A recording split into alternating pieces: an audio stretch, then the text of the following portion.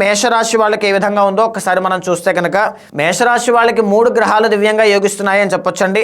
లాభంలో రాహుగ్రహ సంచారం కనబడుతోంది. ముఖ్యంగా బుధ గ్రహ సంచారము అనేటువంటిది వీళ్ళకి చాలా లాభదాయకంగా ఉంటుందండి. ఎవరైతే మేషరాశి వాళ్ళు వ్యాపారస్తులు ఉంటారో వాళ్ళందరికీ కూడా చాలా లాభాలు కలుగుతాయి. ఎందుకంటే బుధుడు సప్తమ స్థానంలోకి వస్తున్నారు, పైగా వక్రించున్నారు. చాలా హ్యూజ్గా ఎక్స్పాండ్ అవ్వడం, బిజినెస్ ఎక్స్పాండ్ అవ్వడం కానీ, కమ్యూనికేషన్ డిపార్ట్మెంట్లో విద్యార్థులకి కానీ చాలా బాగుండడం, ఇలా అనేక రకాలైనటువంటి లాభాలు బుధుడు వల్ల ధనయోగం పట్టేటువంటివి కానీ, ఆరోగ్య సమస్యలు, బంధువులతో ఉండేటువంటి తగులన్నీ కూడా సాల్వ్ అవ్వడం, సిబిలింగ్స్తో ఉండేటువంటి మాట పట్టింపులన్నీ కూడా క్లియర్ అవ్వడం, ఇలాంటివన్నీ కూడా చూసే అవకాశాలు ఉంటాయి. అష్టమంలో శుక్రగ్రహ సంచారం మాసం చివరిలో కలిసి వస్తుంది.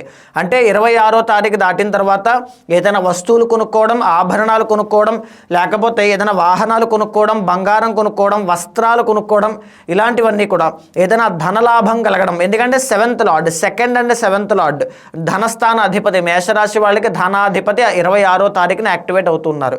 సో నవంబర్ మాసం చివరిలో ధనయోగం, ఆకస్మిక ధనయోగం పట్టేటువంటి యోగం కనబడుతోంది.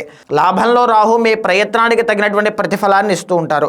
అష్టమ రవి అనేటువంటి ఆయన నవంబర్ 17వ తారీఖు తర్వాత నుంచి కనబడుతూ ఉన్నారు. అష్టమ రవి ఎప్పుడైతే కలుగుతూ ఉంటారో దీనివల్ల ఆరోగ్య ఇబ్బందులు అనేటువంటివి కనబడతాయి.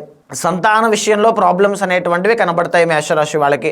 ప్రేమ విషయంలో కాస్త మాట పట్టింపులు అనేటువంటివి ఎక్కువ అవుతాయి.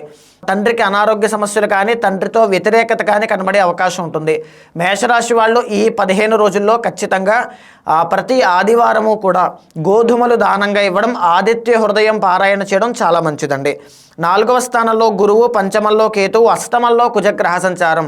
రియల్ ఎస్టేట్ వ్యాపారం చేసే వాళ్ళకి మిశ్రమ ఫలితాలు కనబడుతున్నాయి. ద్వాదశంలో శనిగ్రహ సంచారము, వక్రగతి అనేటువంటిది వక్రత్యాగం జరుగుతోంది కాబట్టి ముఖ్యంగా డబ్బులు విపరీతంగా ఖర్చు అవ్వకుండా జాగ్రత్త పడాలి. పంచమంలో కేతువు, సంతాన విషయంలో, ప్రేమ విషయాల్లో మేషరాశి వాళ్ళు చాలా జాగ్రత్తగా ఉండాలి. ఈ 15 రోజుల్లో మేషరాశి వాళ్ళు ఆదిత్య హృదయ పారాయణ చాలా మంచి కలగజేస్తుంది. బుధవారం నాడు బుధుడికి పెసలు దానంగా ఇవ్వడం మరింత వ్యాపారాభివృద్ధి కలగజేస్తుంది.